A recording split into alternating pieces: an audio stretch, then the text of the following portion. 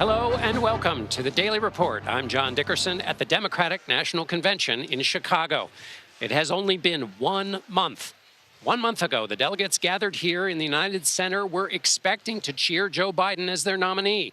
Now, on this first night of their gathering, they will cheer him, perhaps louder than ever, but not to lift him into the nomination. Instead, to lift him into the Democratic pantheon, where he will watch the party's new champion, his chosen successor, and Vice President Kamala Harris, who in 4 weeks has consolidated her party, reversed its fortunes in the political polls, and surprised observers by tapping a well of enthusiasm and donations. Political conventions seek to draw the country's attention, but the events of the last month have been far more dramatic and attention-grabbing than the staged events of these 4-year affairs. Now, the next set of tests for the young campaign, using these 4 days in Chicago to take advantage of the risky gambit that so far has paid off. I'm joined here by our CBS News Chief Election and Campaign Correspondent, Robert Costa, and bringing in CBS News' Jericka Duncan, who is in the studio in New York. That's right. I want to start off by asking both of you a couple of questions. Thanks, John. What is the mood like, though, if you could just sort of give us a sense of what it's like right now, just not only inside the convention, but also around as day one of the DNC kicks off? Well, you think about conventions, Jericka, they're often emotional events as much as political events. 1964, Robert F. Kennedy, after the death of his brother in 1963, ovation after ovation in Atlantic City, New Jersey. The Kennedy family, those figures, RFK, JFK, heroes to President Biden, who will be on stage tonight. And there is a sense of emotional electricity in this room about a president who decided on his own to exit the race. But any kind of decision can be heart-wrenching. I think about Lyndon Johnson when he made that decision in March 31st, 1968, the cover of your book, The Hardest Job in the World, that hand on the table. I mean, it is the hardest job in the world, and these are the hardest decisions for the person with the hardest job in the world to make. Absolutely, and also a lifetime in politics, as you know so well, Bob. Having talked to him, this is the end of a career that has been marked by getting back up. And this is a situation in which that's a different act for him. One other thing, Jericka, that I picked up on, I talked to somebody here who had been trying to get folks to come to the convention and had a bunch of extra hotel rooms. Then a month ago, something happened, and this person said the hotel rooms are packed. Everybody is rushing to come to Chicago. The flip in the change in the momentum in and interest in this race among Democrats, that's just one little way in which the momentum has changed within this party.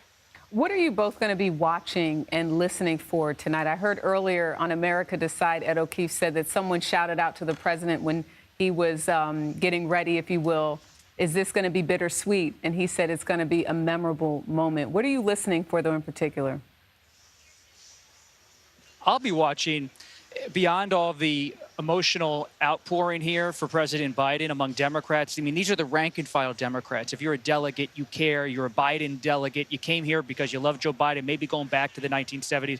But what I'm watching tonight, Jericka, is what does President Biden say about Vice President Harris? The country, I was just talking to Bill Daley, the former Obama chief of staff, about this. The country, he said, frankly, doesn't care that much about who's vice president.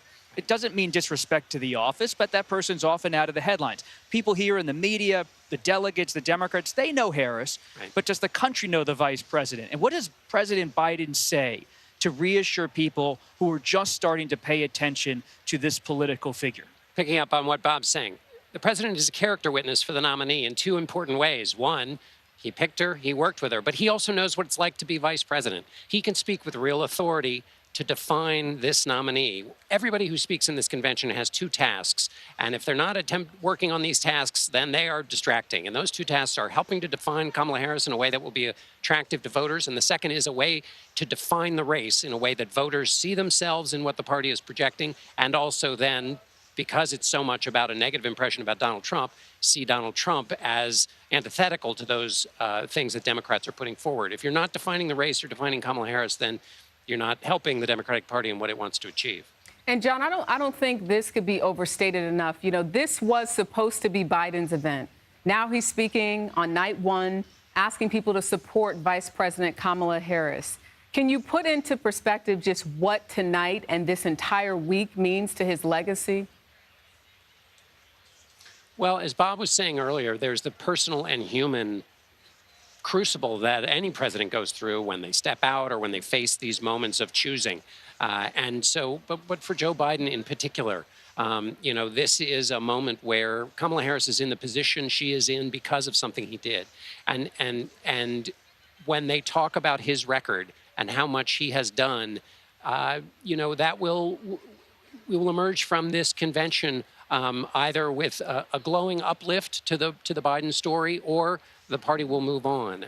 So how he is received and also how he fits into the story of the Democratic Party, that starts to be written here tonight with his speech, and then as the rest of this campaign goes on. All right, John Dickerson and Robert Costa, thank you so much. And John, of course, we'll check in with you a little later for some last thoughts.